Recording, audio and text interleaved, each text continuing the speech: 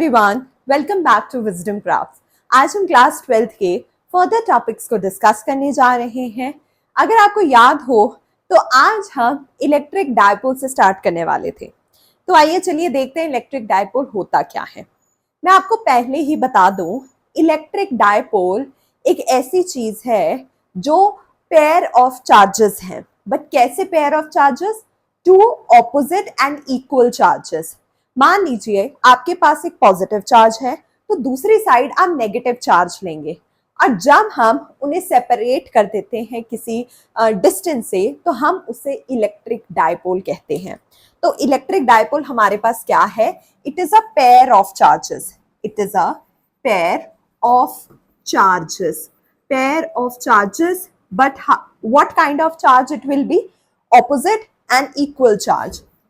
Opposite and equal charge. Okay, opposite and equal charge. ये दो charges की बात होती है। अब देखिए, उसके बाद है हमारे पास electric dipole moment. Okay, next topic इसी के साथ हमारे पास क्या आ जाता है? Electric dipole moment. ओके, ये आ जाता है हमारे पास दूसरा। अब ये क्या होता है? आपको पता है, जो अभी मैंने दो चार्जेस लिए ना, मैंने आपको कहा कि पेयर है, एक पेयर है चार्जेस का। तो अब ये जो इलेक्ट्रिक डायपोल मोमेंट है, ये हमें क्या बताता है? ये हमें बताता है स्ट्रेंथ ऑफ दोस चार्जेस। ये हमें स्ट्रेंथ बताता है उन दो चार्जेस की। ठीक है, दो चार्जेस की स्ट्रेंथ बताता है। अब मान लीजिए मैंने दो चार्जेस लिए, यहां पर एक चार्ज लिया मैंने, और मैंने एक चार्ज यहां पर लिया। ओके, ये मैंने चार्जेस ले लिए। अब इन दोनों को मैंने किसी डिस्टेंस पे सेपरेट किया। किसी डिस्टेंस पे, मान लीजिए मैंने ये जो चार्ज है, मैं इसे नेगेटिव क्यू ले लेती हूँ और इसे मैं पॉजिटिव क्यू ले लेती हूँ। ओके, ये मैंने लिया। अब मैं इन दो चार्जेस को ना सेपरेट कर रही हूँ, मतलब ये दो चार्जेस कुछ डिस्टेंस पे पड़े हैं। वो डिस्टेंस क्या है हमारे पास? वो डिस्टेंस है हमारे पास 2a। 2a, ठीक है। तो अब जब हम इलेक्ट्रिक डायपोल मोमेंट लिखते हैं, तो इलेक्ट्रिक डायपोल मोमेंट हम लिखते कैसे हैं? पहले मैं आपको बता दूं कि ये p से डिनोट किया जाता है। p से डिनोट किया जाता है, और ये किसके इक्वल होता है? q times 2a।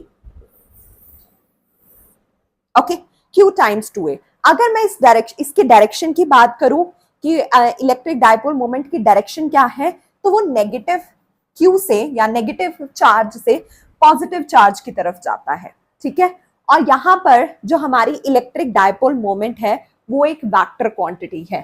ठीक है, वो एक वेक्टर क्वांटिटी है। वेक्टर क्वांटिटी वो था हमारे पास इलेक्ट्रिक डायपोल। अब हम बात करेंगे electric field eight N axial point. Okay, अब देखिए, जब वो इलेक्ट्रिक डायपोल मोमेंट हमने किया था, वो जो इलेक्ट्रिक फील्ड प्रोड्यूस कर रहा है, तो वो हम एक्सियल लाइन पर कैसे लिखेंगे? ठीक है, आइए चलिए इसे स्टार्ट करते हैं। सबसे पहले हम क्या देखेंगे? हम कंसिडर करेंगे टू चार्जेस को। ओके, हम कंसिडर करेंगे टू चार्जेस को। Consider two charges. ओके, कौन से दो चार्जेस कंसिडर करेंगे? एक नेगेटिव क्यू और एक positive Q. Negative Q and positive Q. ठीक है, और ये दोनों चार्जेस जो है वो सेपरेट किए गए हैं। Okay, separated by a distance. Separated by a distance, that is क्या? सेपरेट किस डिस्टेंस से सेपरेट किए गए हैं? 2a से। ठीक है, 2a से। अब मैं एक पॉइंट कंसिडर करूंगी जिस पर हम इलेक्ट्रिक फील्ड निकालेंगे इन दोनों चार्जेस की वजह से। ठीक है, अब हम क्या करेंगे? Consider a point P। ठीक है, कंसिडर करेंगे एक point P।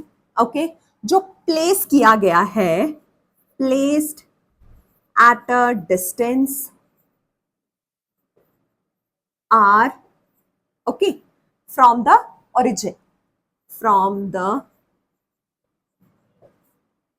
origin O। Okay, और सेंटर पॉइंट O, और आप कुछ भी लिख सकते हैं। ठीक है, अब मैं आपको ना ड्रॉ करके बताती हूँ। अब देखिए, जब मैं अब दो चार्जेस ले रही हूँ, यहाँ मैंने लिया है नेगेटिव क्यू, ओके, और इस थोड़ी दूरी पर मैं ले रही हूं पॉजिटिव क्यू, ओके, और इसको सेपरेट किया गया है 2a के डिस्टेंस से, 2a के डिस्टेंस से, और इसका जो सेंटर पॉइंट है वो है हमारे पास O। और अब कुछ पॉइंट पे कुछ डिस्टेंस पर P रखा गया है, ठीक है। यहां पर हमें इलेक्ट्रिक फील्ड निकालनी है इस नेगेटिव क्यू की वजह से और इस पॉजिटिव क्यू की वजह से, ओके। तो अगर हम नेगेटिव क्यू की बात करें तो इलेक्ट्रिक फील्ड इस साइड में आएगी जब, तो वो आएगी मेरे पास नेगेटिव क्यू, और दूसरी साइड क्या आएगी, पॉजिटिव क्यू, ओके। ये आ गई मेरे पास इलेक्ट्रिक फील्ड। अगर मैं अब लिखना चाहूं इलेक्ट्रिक फील्ड एट पॉइंट, आप कह सकते हैं electric field at point P due to minus Q, okay. Electric field at point P due to minus Q, okay. अब मैं क्या लिखूंगी, अब मेरे पास आ गया यहां पर E, okay, negative Q which is equal to, हमें पता है क्या होता है 1/4 पाई एप्सिलॉन नॉट, ओके। यहां पर आ गया मेरे पास Q, negative Q divided by R plus A का होल स्क्वायर, और यहाँ आ गया मेरे पास P यूनिट फैक्टर, ये आ गया मेरे पास फर्स्ट, ओके, ये आ गया मेरे पास फर्स्ट। अगर मैं अब ये same point electric field at point P अब पॉजिटिव Q की वजह से लिखना चाहूं electric field at point P due to positive Q, तो क्या आएगा मेरे पास E plus Q, okay, 1/4 pi epsilon naught plus Q divided by R minus A का whole square, P unit vector, और ये आ गया मेरे पास सेकेंड इक्वेशन, राइट।